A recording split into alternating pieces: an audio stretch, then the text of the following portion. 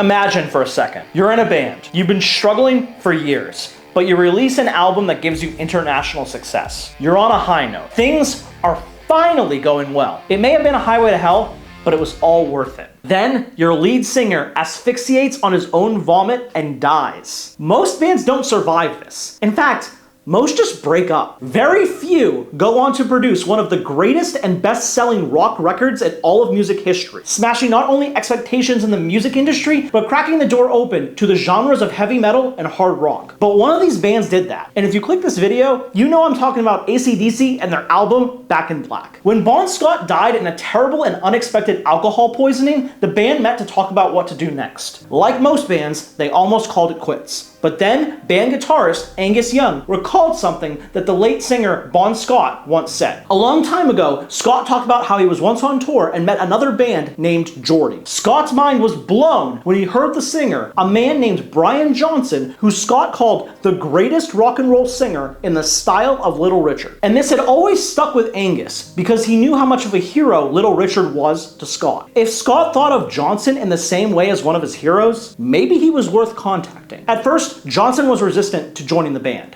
having been burnt multiple times. Things were going okay in his band Geordie, but something told him to give it a shot anyway. Normally, AC/DC auditioned a new member with the song Smoke on the Water by Deep Purple. But Johnson wanted to try something different, instead going with the song Nutbush City Limits by Tina Turner. He not only nailed it, but the band was impressed with his musical exploration depth. They signed him with a 6-month contract where either group could back out if they weren't feeling it. From there, they went to work on the album. Starting with nothing, the band poured all of their grief of Scott's passing into this album. The Young brothers came up with the riffs, while Johnson wrote lyrics favoring double entendres about sex. Within 7 weeks, the band had completed the entire album. They tributed Scott's passing with a black cover. The studio didn't like it at all, but acquiesced that as long as the AC/DC name had a gray outline, they'd let it slide. Listening to this album, it's easy to shrug and say, dude, this album is nothing spectacular. In fact, it's a bunch of easy-to-write riffs with silly sex lyrics. And a lot of critics thought of the album the same way at the time. But what they failed to see is that music was changing. Listeners of rock wanted the music to be more bombastic, more party-centered, more fun. And although this album is a tribute to Scott, the band is able to leave the past behind them here. Sure, there's references to death in Back in Black that definitely feel like they're referencing Scott and his relation to the band, but it's framed in a very specific way. For example, Forget the Hearse, Because I Never Die, I Got 9 Lives, Cat's Eyes. In this song, and to a greater degree, this album is saying,